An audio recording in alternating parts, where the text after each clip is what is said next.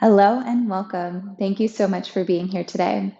Today, we are going to go through some modifications that you can make in your practice during pregnancy. Even though in our first trimester we tend not to show, it's important that we start making these modifications early. Our bodies are developing, the baby is growing inside of us, and we're just as vulnerable to complications and aches and pains in our first trimester as we are in our second and third. So, hopefully, these modifications help you and also empower you throughout your practice so that you feel supported as you move on your mat. If you are practicing at home, I recommend investing in props. Props are a really great way to support your practice, to lengthen the body, and just make sure that you're getting the support that you need to feel good as your pregnancy progresses. The props that I have at home are a yoga strap and two blocks. I really love these cork blocks because they have a lot of support, but a little bit of give. So if you can find cork blocks, that's great. The foam blocks, I just don't feel really cut it. I think that they're a little too squishy, but those are more comfortable to lie on. So you could have a combination of both. I also recommend as your pregnancy progresses into the third trimester to have a chair nearby. It doesn't have to be a folding chair like this, it can be any chair, but sometimes as our babies start to grow, our balance can start to shift. And so it's nice just to have something there for support in case you need it for some of the balancing postures. And also, as you'll see, some of the warrior poses as well. Okay, so let's talk about some poses that you oftentimes practice in a vinyasa class. The very obvious one that we do all of the time is a forward fold. So I recommend that you have blocks about shoulders width and distance right at the top of the mat. And when you're expecting, your feet are always hips width and distance. So feet don't need to be together. Feet are about hips width and distance. And I'm not pregnant right now, but I have two children at home. And so when your belly is, out to here or out to here, forward folding obviously isn't going to work. So it's nice just to keep a slight bend of the knees. And then as you lean forward, just go ahead and keep your hands on your thighs or bring your hands to those blocks. And it's kind of a nice position to keep baby in the hammock of the belly, right? And this can also encourage, right, baby's back to come towards the belly, which is that optimal birthing position. So that's how blocks can help you in a forward fold. Then if you're shifting into downward facing dog, bending your knees, maybe turning your feet slightly out, turning your blocks down on the lowest level, and then using those blocks as you step back to down dog. And this might not look like a big adjustment, but it feels huge. So you have a little bit of lift and there's not so much weight going down towards your wrists. Because oftentimes when the blood increases in our body, the fluid increases, we get carpal tunnel, right? So it's nice to have a little bit of lift and a little bit of support so there's just not as much weight going down into the wrists and you can emphasize the legs. Same thing goes for cat and cow, keeping your hands on those blocks.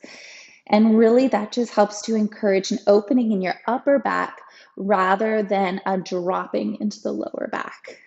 So with your hands on the blocks, you can kind of hug the outer hips in here and then open up your upper back and then find a nice rounding as you move into cat and cow. And this just feels so good to open up the upper back and shoulders and also just get you into your hips. I can't emphasize cat and cow enough while you're expecting. About the only back bend that's really safe for you to practice during pregnancy is camel pose. So, with your toes tucked, perhaps the knees on a blanket or folded mat, knees or hips within distance. Instead of bringing your hands onto your heels, you can keep your hands on your lower back and just lift your chest up here. Again, not falling into your lower back because your lower back is already doing so much extra work, right, to carry baby, but maybe bringing your hands onto blocks. Another prop I did not mention at the beginning is a bolster. So a yoga bolster is great for this as well because you can bring a bolster on top of your blocks. Feet are about in line with those. And then here you have just so much more space to open up in your upper back.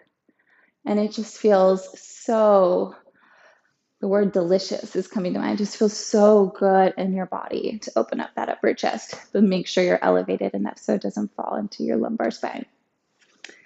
Okay. Now let's talk a little bit about the warrior poses. Warrior, well, first of all, stepping forward, we're always going to be stepping forward outside our hands, right? No more stepping through it. You're always stepping outside. So let's say you're stepping outside for warrior one. Heels are hips within distance, creating a lot of space for the pelvis. No need to square the pelvis, just do what the body naturally wants to do to create that space. Arms reach out. Yeah. And then let's say you are coming into warrior two. So I'm going to shimmy into warrior two. You'll take your block and you can stack your blocks like so. You got a lot more height because the thing is that when you're in things like side angle pose or even trikonasana triangle pose, you might have an extra 10 to 20 pounds in front of you. So that means that you just need a little bit more height to get those obliques to work and then draw the tailbone slightly in to protect the lower back. You still get that nice generous stretch and strengthening right from these postures. So really elevating your hands on those blocks. You can go lower if that feels better. I just find that the more height that you get, you still get the benefits while also getting the space. Same thing goes for things like if you feel okay balancing in Ardha Chandrasana, you can do that as well. Just really creating a lot of space. Okay, so sitting down into Malasana or a yoga squat.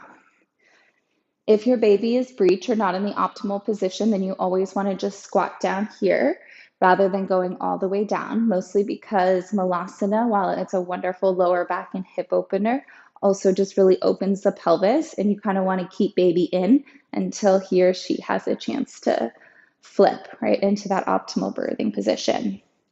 I recommend sitting on a block, bringing your hips down to a block, letting your sitting bones land. And finding your inner goddess, just lifting your chest up. You can also stack your blocks like so, and then sit down if that feels better. And letting your tailbone drop and your heart lift. Such a great pose for pregnancy and for childbirth.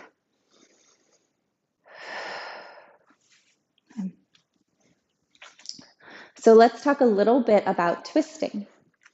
Twisting is a contraindicated action in pregnancy, but there are some open twists that you can do that might feel really good in your body. As you step your feet wide in Prasarita Padottanasana, toes turn in, heels turn slightly out. You can bring a block. Again, maybe you stack it and place a hand, right, torso's distance away from your legs. Energize your legs, really press down into your feet, and then reach one arm up to the sky. And you can see this is a nice open twist. Baby has plenty of room, and you're not constricting any blood flow to that area of your body. And you'll do the other one as well.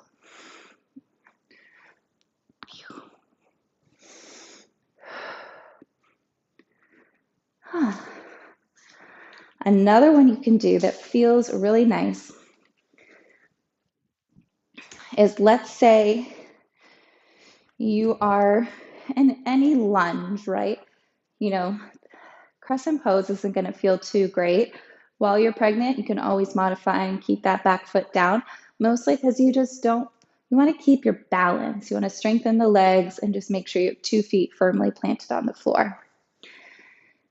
If someone is twisting, doing Parvrita Padottanasana or prayer twist, I always recommend just keeping it open, right? Instead of trying to even manipulate and do this at all. Although if this feels okay for you in the early stages of your pregnancy, make sure you listen to your body.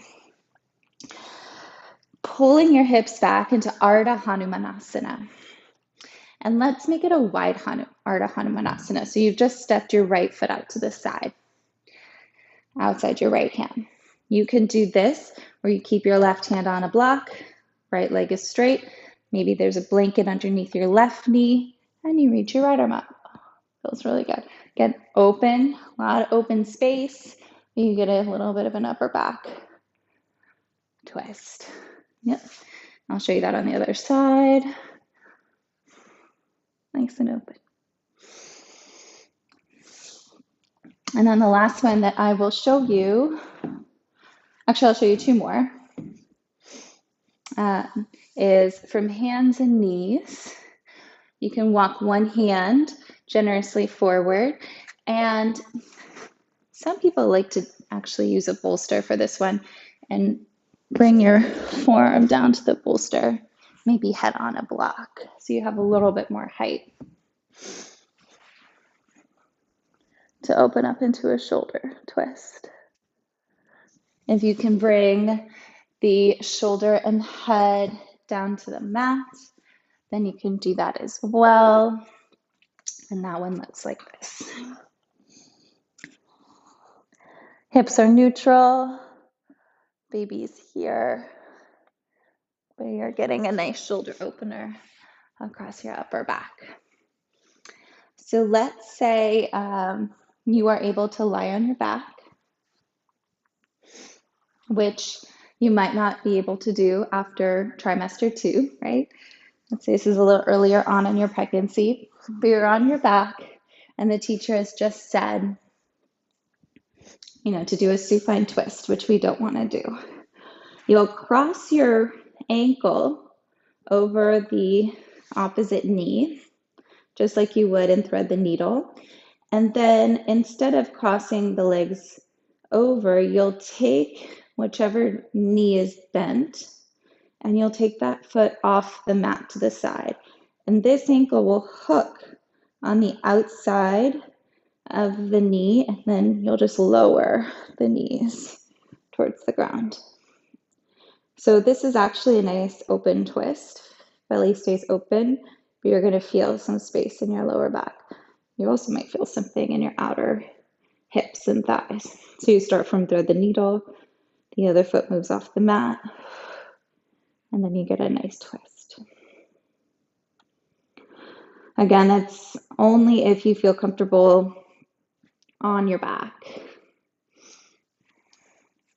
Since we're here, it's always encouraged that you roll to your left side.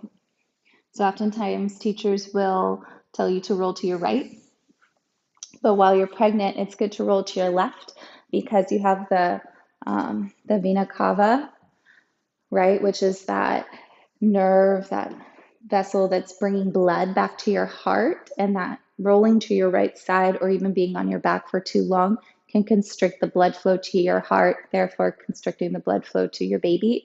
So you always want to roll onto your left side. That can help a lot. Let's talk a little bit about using the chair. So using your chair as your baby starts to grow. I mean, you could even use the chair and things like Prasarita Padottanasana, hanging off. That felt so good when I was pregnant. Just kind of hang in here. You kind of feel the sides of the waist support so that you're not really dumping into your lower back. You're pressing into your feet so you feel like the lower back is supported, but you can kind of just let baby drop. You can also use a chair for the warrior poses. So let's say you want to come into warrior two, start seated, bring one leg over to the side, step the other leg back. Legs don't have to do as much work. That front thigh is supported. And here you are in warrior two. Yeah? Nice and easy. We'll show you side two. Step your left leg out and step your right foot back. And you still get the hip opening, the strengthening of warrior two. And side ankle. All those things. You can, it's not my favorite thing to do, but you can also use your chair in all the balancing poses. So your balance is oftentimes shifted, your pelvis is shifting back, belly's coming forward. You can start to lean all different ways. So if your balance shifts while you're pregnant, it's very natural, very common. Hand will come to the chair. You'll just use that as a support for whatever opening you'd like to do. A strap is really helpful if you still want to do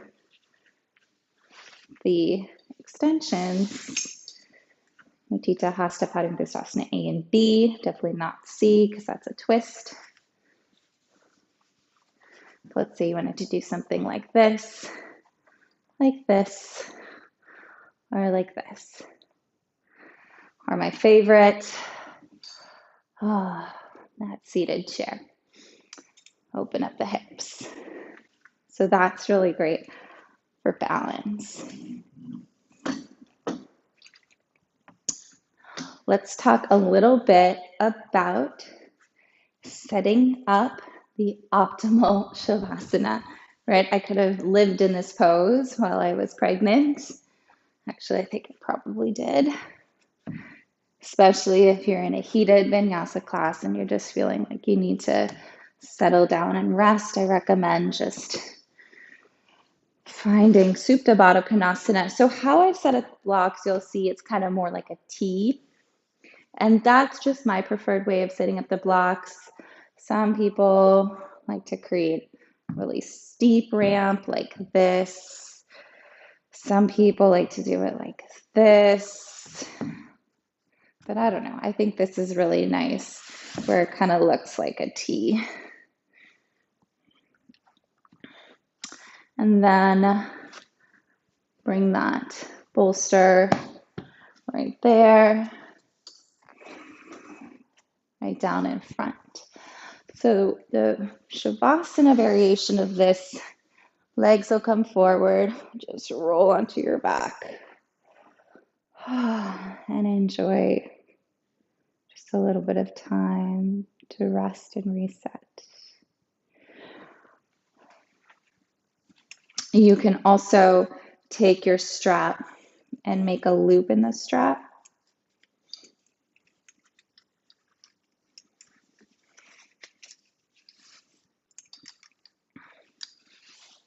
My kids have had this one, so it's not all set up. If you're new to using a yoga strap, you'll take each end, you'll put the tail end through the middle, and then around through the outer loop.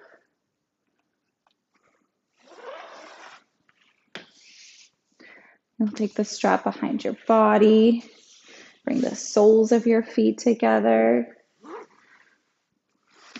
and then you can tighten it. So now the strap is around the top of your pelvis. You have those butterfly wings of your pelvis right here across the front of your hip flexors, and then it hooks over the feet, which feels so nice for support. The ankles could also be supported here by a blanket or a towel just to lift the ankles up a little bit. And then you can lay on down and just live here for 15 minutes. Maybe it's 3, but deep breaths.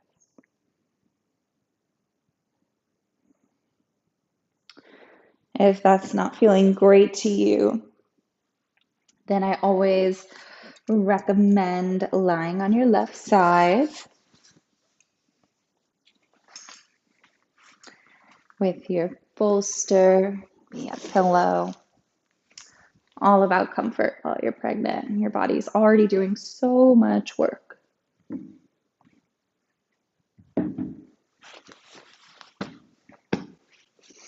Head supported, knees separated, and lying on your left side.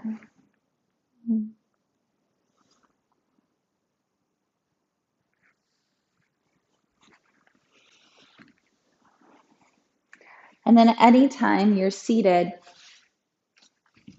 during the class, bringing your hips up onto a bolster, onto a blanket, just to create more space in your pelvis. Any of these poses. Maybe inside, open, staying open, right?